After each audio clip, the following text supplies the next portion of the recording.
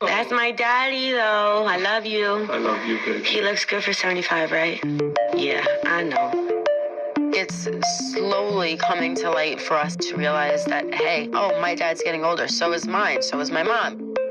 And to see the people that we love transition into vulnerability, it's extremely hard because it's like, wow, wait a minute.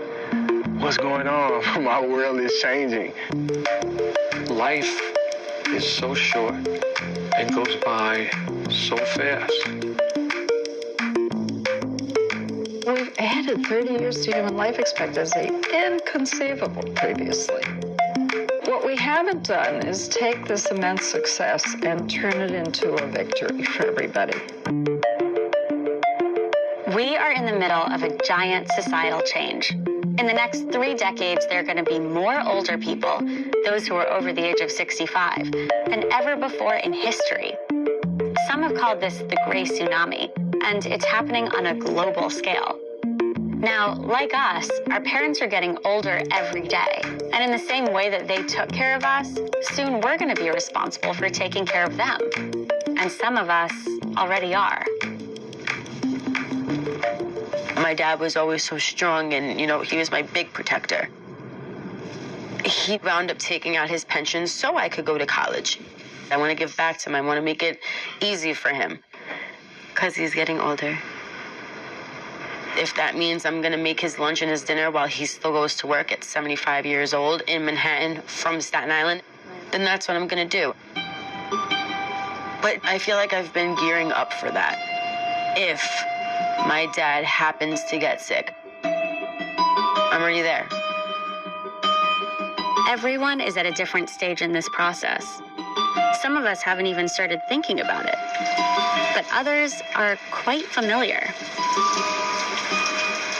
My mom has been struggling with kidney failure for about 20 years now. Me and my sister shared the responsibility. My sister and her fiancé moved in together, and I have shifted into the primary care role, trying to find a balance between working and going back to school to obtain my master's in social work, and constantly worrying and making sure my mom's okay. It can be difficult at times. It can be overwhelming sometimes, but it's all a part of it. Reginald and, at some point, Rebecca are part of the 44 million caregivers, people providing unpaid care, mostly for a loved one, who are scattered throughout the United States. Of this 44 million, 1/4 are millennials, and while on the whole, the majority of caregivers are women, when we isolate just millennial caregivers, it's evenly split. This subject was actually brought up in class, and it rubbed me the wrong way because I am a male caregiver, and I enjoy taking care of my mother. To be able to give back what my mother has always given to me is truly incredible, and I feel like it's the cycle of the process of life, And it's not easy. Some days you might be having a good day, but my mom might not be having a good day, I don't think she realizes that, she causes me distress when she tries to hide what's going on. I just don't want to, not say be a burden, but I don't want to shortchange them.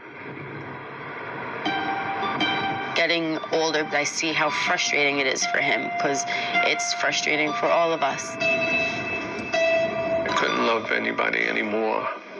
Her and my son, they are my life. I really don't think anybody's going to drink ginger ale. But it can be difficult. I'm 75, and I have a way of wanting to do things. It's too much stuff. My daughter's 27, and she has a way of wanting to do things. I'm a perfectionist. It's got to be done just right. And I guess that's why I get so upset when tell me that I didn't. I'll tell you when I forgot. When I remember, though.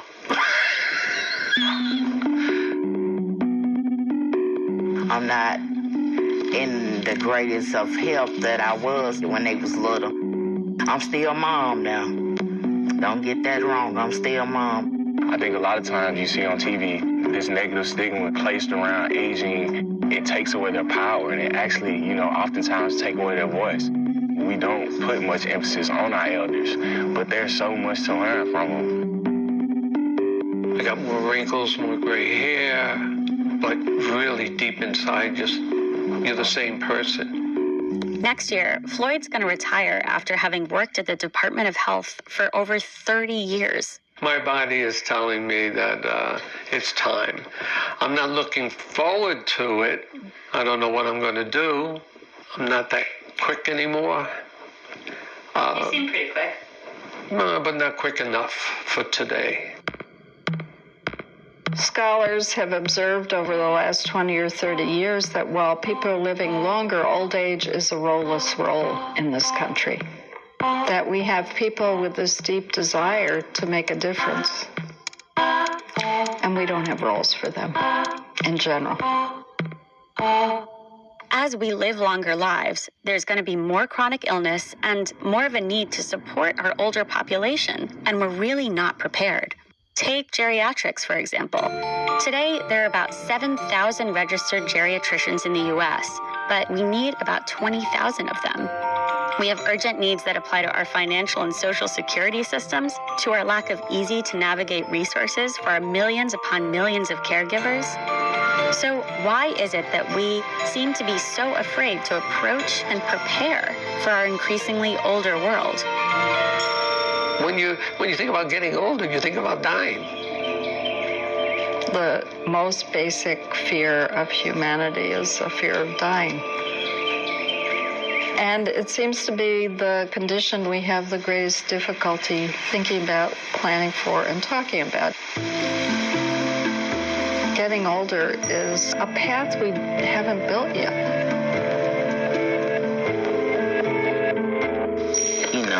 Little thing there. Couple of teeth missing. I look like a solid baseball player. I do. Baseball was great. I love it. If we all start having more conversations, a lot of the fears will be lessened and challenges improved. Today, when a third of us have a living will, and the average American family has just $5,000 in retirement savings, some would say these conversations are necessary. Just of my babies. That's my favorite one. I done showed them where my life insurance is at. I have a living will, but I think it's incredible that she was able to take a difficult conversation and simplify it to be taught that family is everything. Mm-hmm. So, family is everything. Because you was an amazing mom and you did so much for us. So don't ever think that you're a burden. You gotta stop hiding stuff from me, and you gotta start letting me know when there's things going on. Okay?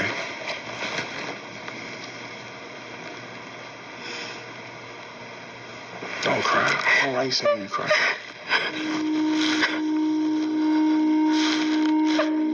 You done did your part, baby. Now it's time for you to relax and just chill and enjoy the fruits of your hard work that you and Dad, both instilled in us. You gotta be here.